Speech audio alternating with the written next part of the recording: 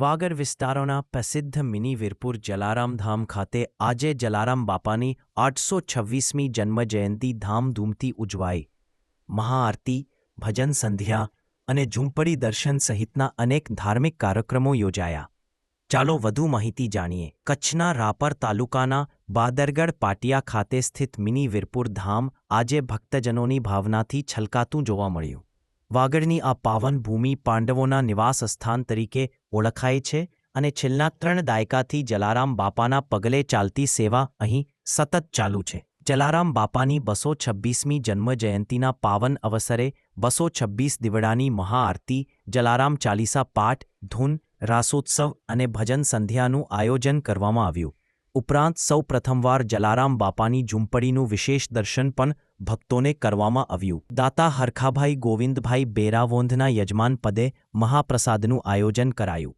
કાર્યક્રમમાં ભચાઉ અને રાપર નગરપાલિકાના પ્રમુખ, માજી પ્રમુખ સહિત વિશાળ સંખ્યામાં આગેવાનો ઉપસ્થિત રહ્યા. ધારાસભ્ય વિરેન્દ્રસિંહ જાડેજા દ્વારા મંદિર નજપ વીરબાઈનો વિસામો શેડ બનાવવા માટે 20 લાખ રૂપિયાની ગ્રાન્ટ ફાળવવામાં આવી હોવાની માહિતી પ્રાપ્ત થઈ છે. સમગ્ર કાર્યક્રમ દરમિયાન જલારામ સત્સંગ સેવા મંડળના સેંકડો સેવકો દ્વારા ભાવભીની સેવા આપી. જલારામ બાપાના સ્મરણો સાથે ભક્તોએ અનોખો ધાર્મિક મહોત્સવ માણ્યો.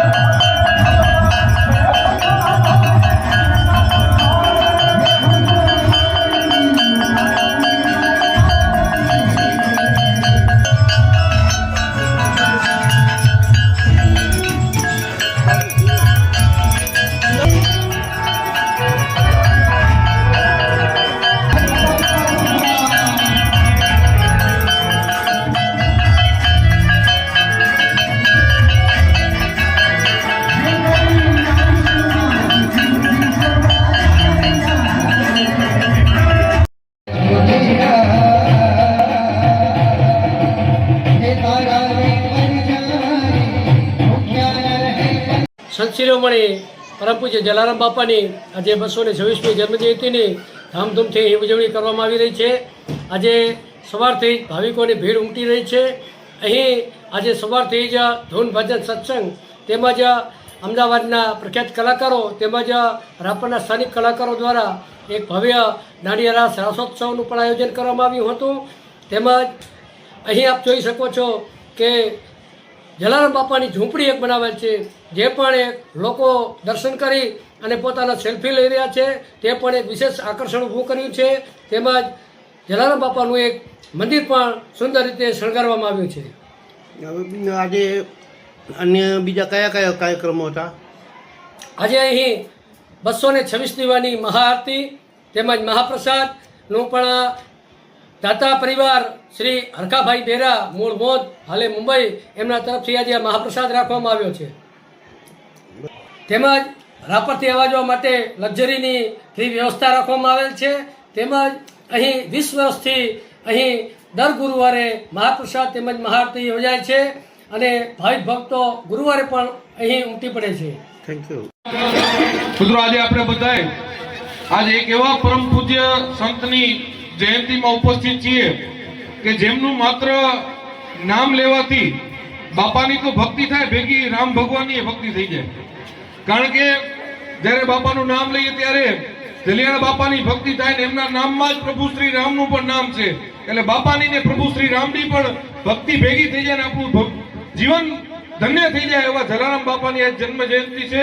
ત્યારે બાપાના ચરણોમાં આપણે બધાએ ખૂબ હૃદયપૂર્વકના વંદન કરીએ છીએ અને બાપાને પ્રાર્થના કરી કે એમના આશીર્વાદ હંમેશાથી આપણા બધા ઉપર વરસતા રહે એવી આજે બાપાના ચરણોમાં પ્રાર્થના અને વંદન કરીએ છીએ.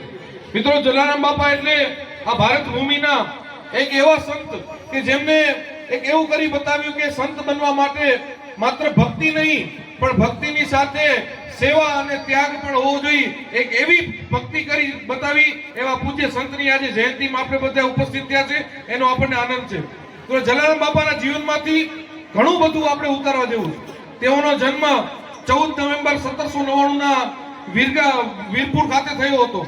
તેમના પિતાશ્રી પ્રહલાદભાઈ અને માતૃશ્રી રામાબાઈ એમને નાનપણથી જ સેવાના એક એમણે સંસ્કારો આપ્યા હતા અને એમના જીવનને જૈવિક ચરિત્રને વાંચીએ તેવા ઘણા બધા કિસ્સાઓ છે કે પોતાના ઘરે કદાચ અનાજ ન હોય પણ એમના આંગણે કોઈ ભૂખ્યો આવ્યો તો પોતાનું જમવાનું મૂકી અને એને જમાડી દીધું હોય. આજે એવા પૂજ્ય બાપાની જયંતિ છે. આજે ખાસ કરીને આ જમાનો જ્યારે ટેકનોલોજીનો ખૂબ ભાગતો ખૂબ સ્વાર્થનો જમાનો હોય ત્યારે જો બાપાની જયંતિમાં આપણે ઉપસ્થિત થયા હોય તો બાપાના સિદ્ધાંતોને આપણા જીવનમાં ઉતારીએ ત્યારે જ ખરેખર એમની જયંતિને આપણે સાચા અર્થમાં મનાવી કહેવાશે. બાપાએ પોતાના જીવનમાં ક્યારે જાતિ પાતિ કોમ ધર્મ કાંઈ નથી જોયું. એમના દરવાજામાં પણ એક જ સૂત્ર લખેલું છે કે અન્ન ક્ષેત્ર કદી બંધ નહીં થાય. આજે એ વીરપુર હજી પણ હમણાંથી વાત થઈ કે 1 રૂપિયાનું ક્યારે દાન લેવામાં નથી આવતું પણ ત્યાંથી કોઈ ભૂખ્યો પાછો ન જાય. આજે એવું વીરપુર ખાતે